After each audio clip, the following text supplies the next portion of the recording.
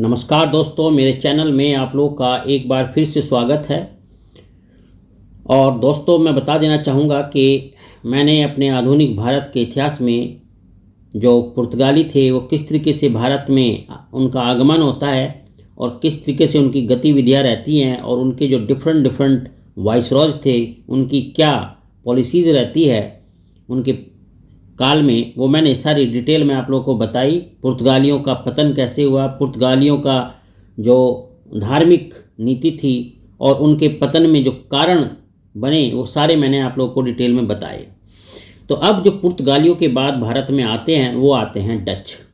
तो आज हम जो है डच की भारत में कैसे एंट्री होती है वो सारी चीज़ें हम लोग डिस्कस करेंगे। और जुड़े रहना मुझसे। आप लोगों का जो सहयोग और प्यार मिल रहा है उसके लिए मैं तहे दिल से आप लोगों का शुक्रिया करता हूं। तो चलिए मैं स्टार्ट करता हूं भारत में डचों का आगमन। तो डचों के आगमन को मैं पूरा डिटेल में आप लोगों को समझाऊंगा, थोड़ा सा बस आप लोग धैर्य बना के रखना। तो देखो, जो डच रहे हैं वो बेसिकली नीदरलैंड या हॉलैंड के निवासी थे। पहला पॉइंट नोट करना, कहाँ के थे? नीदरलैंड या हॉलैंड के निवासी थे। और पुर्तगालियों के बाद डच ही भारत आए थे, ठीक है।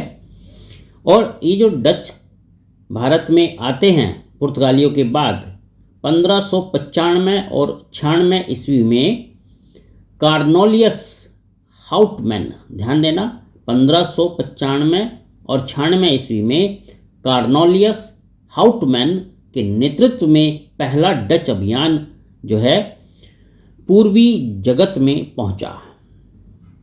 इन सारे पॉइंट को आप ध्यान से सुनते रहना, ठीक है। पहला अभियान पूर्वी जगत में पहुंचा। सुमात्रा पहुंचकर बांटन के राजा के साथ संधि करने में इस दल ने बड़ी सफलता प्राप्त की। कहां पर? बांटम के राजा के साथ। सुमात्रा पहुंचकर बांटम के राजा के साथ। और दूसरा इंपॉर्टेंट पॉइंट जो है, जो आपको नोट करना है, वो है कि 1595 ईस्वी और 1601, यानी 1595 और 1601 के बीच डचों ने पूर्वी जगत की जो कुल यात्राएं की वो कितनी थी? 15 सामुद्रिक यात्राएं। तो कुल 15 सामुद्रिक यात्राएं इन्होंने इस पीरियड में की। 1602 में, ठीक है, ध्यान देना, 1602 में कई सारे डच कंपनियां मिलकर, ठीक है, 1602 में कई सारी डच कंपनियां मिलकर एक United East India Company of Netherland के नाम से एक विशाल व्यापारिक संस्थान की स्थापना करते हैं।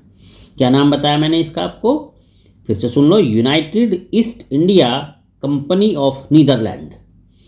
तो इसकी ये स्थापना जो है करते हैं। और इस कंपनी का जो मूल नाम होता है वो होता है VOC। क्या होता है? VOC। अब अगर हम जो है इस VOC की फुल फॉर्म की बात करें तो वी स्टैंड करता है यहाँ पर वेरे निकडे, ठीक है, वेरे निकडे। ओ यहाँ स्टैंड करता है ऑक्टी डिस्के, ठीक है, ऑक्टी डिस्के।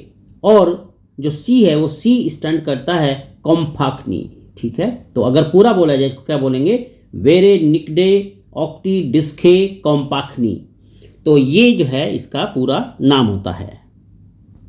इस कंपनी की देखरेख के लिए 17 व्यक्तियों का जो है एक बोर्ड बनाया गया था। और ये जो बोर्ड था ये डच सरकार के आदेशों के अनुसार ही कंपनी का संचालन करता था।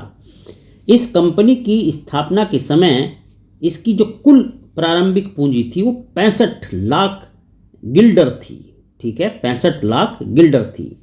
कंपनी को हॉलैंड सरकार द्वारा 21 सालों के लिए भारत और पूर्वी जगत के साथ मनमाने ढंग से व्यापार करने की पूरी छूट थी और आक्रमण एवं विजय करने के संबंध में व्यापक अधिकार जो है इसको प्रदान किए गए थे।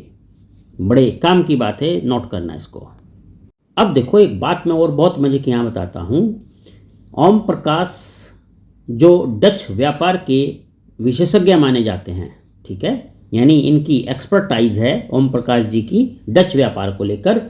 ओम प्रकाश जी डचों के संदर्भ में अपना विचार प्रस्तुत करते हैं और वे कहते हैं कि जो प्रारंभिक समय था डच का, उसमें उनका जो व्यापार था वो मूल रूप से काली मिर्च और अन्य मसालों के व्यापार तक ही जो है सीमित था, यानी यहीं तक वे रुचि रखते थे। ये मसाले मुख्यतः इंडोनेशिया में मिलते थे, इसीलिए डच कंपनी का प्रमुख केंद्र इंडोनेशिया बन गया था। ठीक है, ध्यान देना इन चीज़ों पर। 1605 ईस्वी में डचों ने पुर्तगीजों से अम्बियाना ले लिया था। ठीक है, कौन सा क्या जगह ले ली थी? अम्बियाना ले लिया था, और धीरे धीरे मसाला द्वीप, ठीक है, मसाला द्वीप पुंज यानी कि इंडोनेशिया को मसाला द्वीप पुंज उस समय कहते थे। तो धीरे धीरे इस मसाला द्वीप पुंज यानी इंडोनेशिया में उन्हीं को हराकर अपना प्रभाव स्थापित कर लिया था, यानी पुर्तगालियों को हराकर। उन्होंने जकार्ता जीतकर 1619 में इसके खंडहरों पर, ठीक है, ध्यान देना इस बात पर, जकार्ता को उन्होंने 1619 में जीता और इसी के खंडहरों पर बेटेविया नामक नगर बसाया। कौन सा नगर? बेटेविया। लंदन और द हेग यानी हॉलैंड की राजधानी, ठीक है, लंदन और द हेग में हुए सम्मेलन, यहाँ पे जो सम्मेलन हुए थे वो 1611 में, 1613 और 1615 में। तो ये जो सम्मेलन हुए थे, इनके फलस्वरूप डच और अंग्रेजों के बीच 1619 में एक मैत्रीपूर्ण संधि होती है। ठीक है, ये पॉइंट जो है नोट करने लायक पॉइंट है। लेकिन एक बात यहाँ और नोट करने वाली है कि ये जो संधि होती है ये कोई परमानेंट चलने वाली संधि नहीं होती है, क्योंकि कुछ ही वर्ष के बाद जो है इनमें फिर से शत्रुता प्रारंभ हो जाती है। और 1623 में अम्बियाना में 10 अंग्रेजों और 9 जापानियों का बहुत ही निर्दयतापूर्ण जो है वध कर दिया गया। इस अम्बियाना नरसंहार के बाद डचों में मलय द्वीप पुंज में और अंग्रेजों ने भारत में अपने को सीमित कर देना शुरू कर दिया। तो डचों का भारत में व्यापारिक केंद्र सिमटने लगा और पूर्व एशिया में बेटेविया में उनका केंद्र जो है बन गया।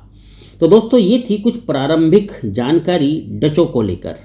मेरी अगली वीडियो में मैं इनकी और जो है आपको इम्पोर्टेंट इन्फॉर्मेशन दूंगा। आप लोग जुड़े रहना, चैनल को जरूर सब्सक्राइब कर लेना, शेयर करना, लाइक करना। चलिए, मुझसे जुड़े रहने के लिए आपका बहुत बहुत शुक्रिया। आपका दिन शुभ हो।